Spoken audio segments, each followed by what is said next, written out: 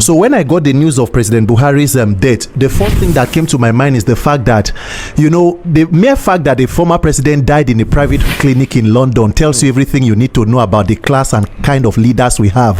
For being president for 8 years, and you kept treating ear infections in London, and then again today, the Buhari, no matter how look at it, I'm not his family member, but what we know about him is what he did with power as a president, and that is what we are going to talk about. Buhari as a person or as a leader was the greatest calamity that befell Nigeria since maybe modern history. He was the mistake that should not have been made, and what we are suffering in Nigeria is the ghost of the Buhari administration. A leader who ruled without empathy for the living and did never honor the life of the dead. Death is not a canonization of evil men to becoming saints, or it's not a baptism that washes away original sin. Everything we spend our time doing as we live is what will be discussed, and the legacy. And the way Nigerians will mourn is their own way to grieve, and everybody should stick with the truth, because at the end of it all, we should know that when we are alive and we have the opportunity, then we should do what we want to be discussed when we die. If there is anything that culminates, I think, the Buhari legacy, it will be October 20th, 2020. Imagine if his only son, Yusuf, was amongst the innocent Nigerians who were seated at the toll gate, waving their country's flag and singing the national anthem, protesting police brutality. What was his response? Unleashing firearms at peaceful protesters, amongst many others. His own chief of army staff died in a plane crash in the line of duty. President Buhari did not leave the villa to go and pay his last respect at the military cemetery.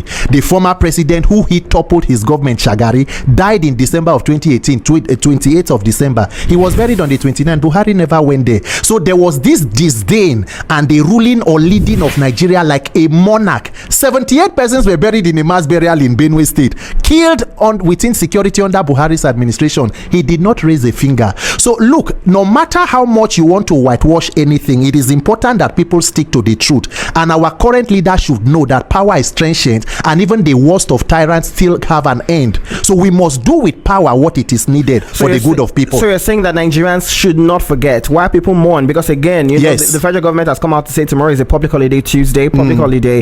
What do you say to that? Do you think that is the right thing to do? Well, I think that politicians will do what they need to do, the government will do what they need to do, and by the way, Buhari and Tinubu are each other's legacies. They inherit themselves and complement themselves in failure.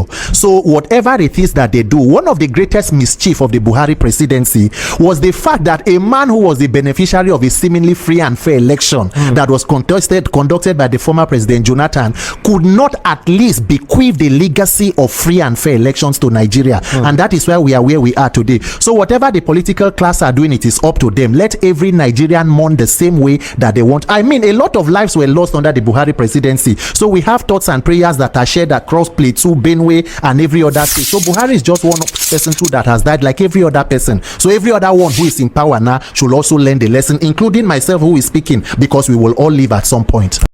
Randy Peters, shout out to you, man. I always respect Randy Peters. Like, he's one of those people I really respect in Nigerian youth. Randy Peters, VDM, and the rest, I respect them so much. You've heard what he said about Buhari's death. You know, if you want people to say good things about you when you die, you have to be good when you're alive. Look at what people are saying about Buhari, the insult after his death. It's wrong. Like, you know, if he was a good person, the whole country will be mourning, crying, weeping. When Yaradua died, a lot of people felt it. People felt pain because Yaradua, for the short time he had, he was a good person. During Buhari, people died during EndSARS. Look at how people died. People suffered hunger, starvation. So when he died, people lost. You don't expect people to come out and say, hey, he was a good person, especially people that lost their family members during EndSARS. You want those people to come out and say, hey, oh, Tinubu was a great leader. No. They are pained, bro. People are pained.